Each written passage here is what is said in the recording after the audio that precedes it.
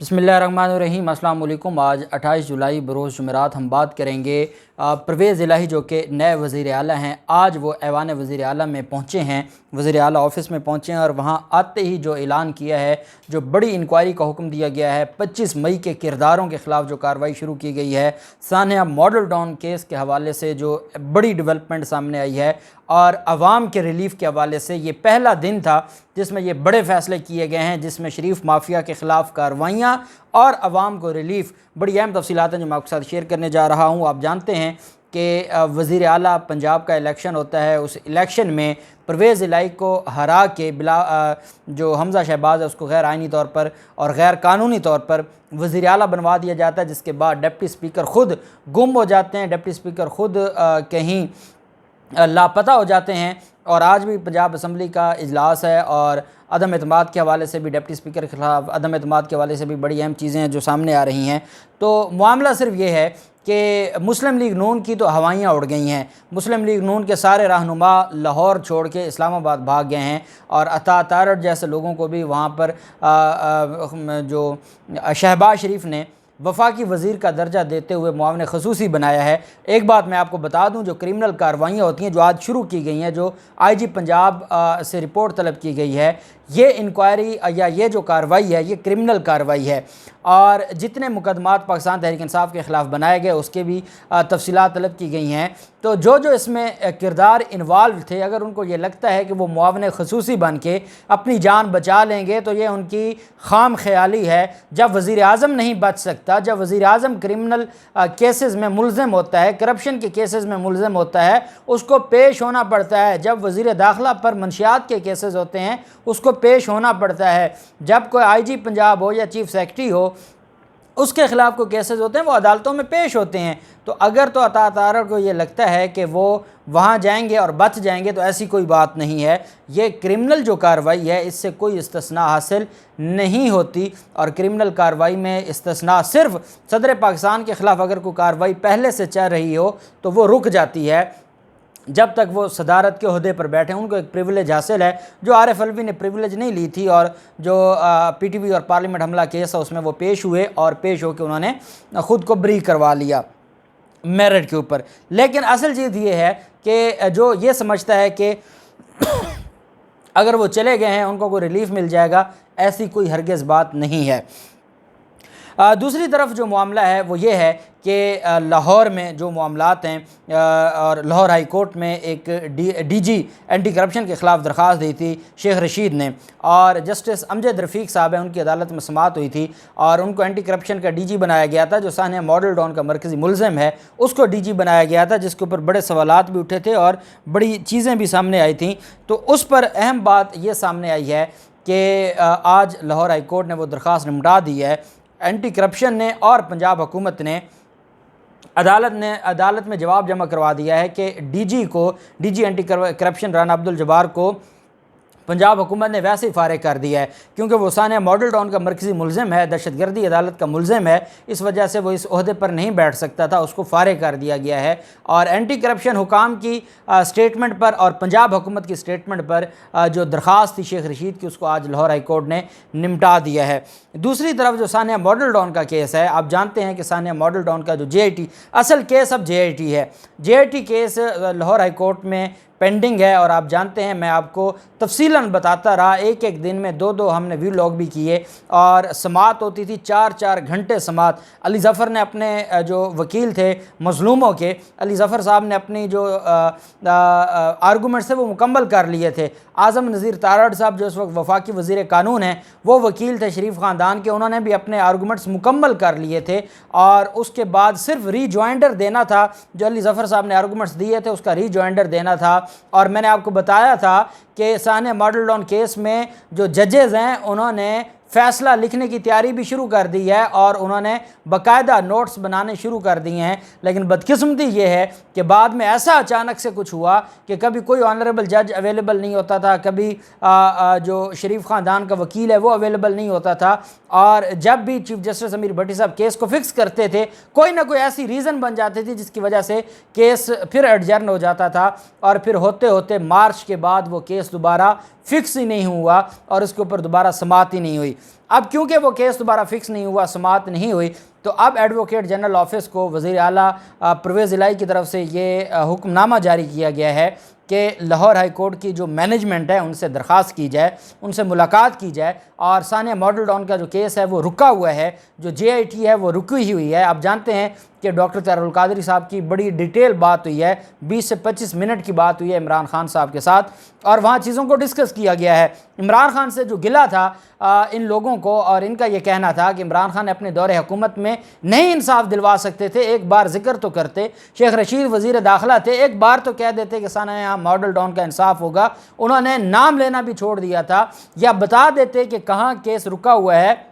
بتا دیتے کہ وہ عدالتوں کے سامنے مجبور ہیں، لیکن انہوں نے ذکر کرنا بھی گوارا نہیں سمجھا، جس کی وجہ سے پھر یہ دو جماعتیں جو اتحادی تھیں 2014 کے دھرنے میں، ان کی رائیں جدا ہو گئیں اور وہ ناراض ہو کے بیٹھ گئے۔ اور اب خبریں یہ ہیں کہ عمران خان اور جو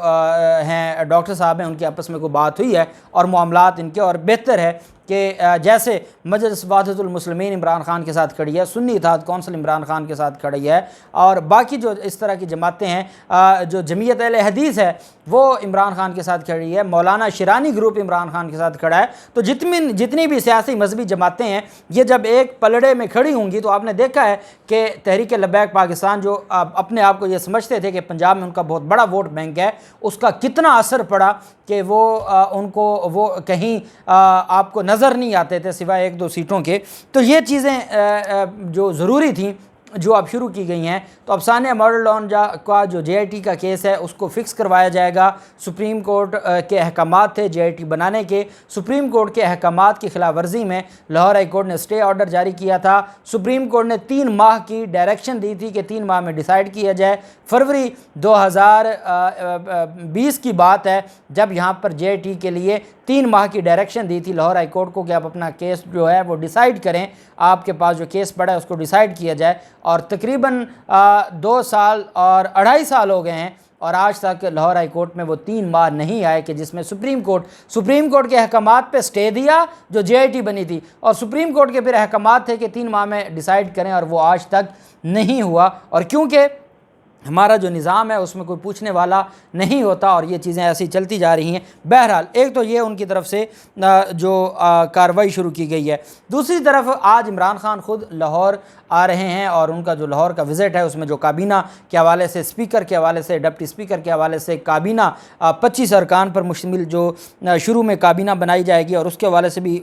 جو چیزیں ہیں وہ ڈسکس ہوں گی۔ اہم چیز یہ ہے کہ پرویز الہی نے اب اس پر وزارت خزانہ، جو پنجاب کی وزارت خزانہ ہے، ان سے بات کر کے صحت انصاف کارڈ، لنگر خانے اور پناہ گاہیں دوبارہ شروع کرنے کی ہدایت کر دی ہے۔ یہ سب سے اہم کام تھا جو بہت ضروری تھا، پنجاب کے لوگوں کے لیے ایک بہت بڑا ریلیف ملا ہوا تھا۔ اب اگر جتنے دن بھی یہ پنجاب کی حکومت رہتی ہے، چاہے جو شوکت ترین ہے اس کو پنجاب میں بٹھانا پڑے، اور جو انصاف کارڈ کو اور جو احساس پروگرام تھا، صحت انصاف پروگرام، اس کو دوبارہ سے شروع کیا جائے، ثانیہ نشتر کو لاہور میں بٹھایا جائے، تاکہ پنجاب کی جو حکومت ہے، پنجاب کے لوگوں جنہوں نے آپ کو اتنی عزت دی ہے، آپ ان کو جتنا ریلیف دے سکتے ہیں ضرور ریلیف دینا چاہیے۔ جیسے ڈیزل پٹرول کے معاملات ہیں، بجلی کے معاملات ہیں، یہ سارے کے سارے وفاق کے معاملات ہیں، لیکن آپ جن چیزوں میں سبسڈی دے سکتے ہیں آپ اس میں سبسڈی دیں، تاکہ عوام، آج آپ دیکھ لیں لاہور کے اندر لوگ اپنے بجلی کے بل اٹھا کر احتجاج کر رہے ہیں پورے پنجاب میں، اور جو کراچی کے اندر حالات ہیں، کے الیکٹرک جو مظالم کاری وہ سب کے سامنے ہیں، اور ساتھ پنجاب حکومت کی طرف سے آج جو راجن پور میں اور جو جنوبی پنجاب میں جہاں پر سیلاب آیا ہے وہاں پر کاروائیوں کے حوالے سے بھی ایک کمیٹی تشکیل دے دی ہے کہ وہاں پر فی الفور کاروائیاں کی جائیں اور لوگوں کو ریسکیو کیا جائے۔ وفاقی حکومت سے اور بلوچستان حکومت سے یہ گزارش ہے کہ بلوچستان کے حالات بہت زیادہ خراب ہیں، بارش کی وجہ سے وہاں تباہی ہے، خدا کے لیے ہماری وفاقی حکومت اور بلوچستان حکومت ہوش کے ناخن لے اور ان لوگوں کے لیے اپنا جو کردار ہے وہ ادا کرے۔ اور سب سے اہم بات یہ ہے کہ آج پرویز الہی نے پہلا دن تھا وزیر اعلیٰ پنجاب کا، دفتر سنبھالا ہے، اور پہلا حکم یہ جاری کیا ہے کہ 25 مئی کا جو کردار تھا، 25 मई में के दिन जिन पुलिस अफसरान ने पाकिस्तान तहरीक इंसाफ के कारकुनान के घरों पर गैर कानूनी तरीके से छापे मारे, जो एक मर्डर भी हुआ, उस मर्डर में उन्होंने उसका जिक्र ही नहीं किया कि ये वो छापे के दौरान मर्डर हुआ, क्योंकि वो गैर कानूनी था। ये छापे थे गैर कानूनी, इस वजह से क्योंकि ये छापे गैर कानूनी थे तो उसकी इंक्वायरी रिपोर्ट तलब कर ली है और एक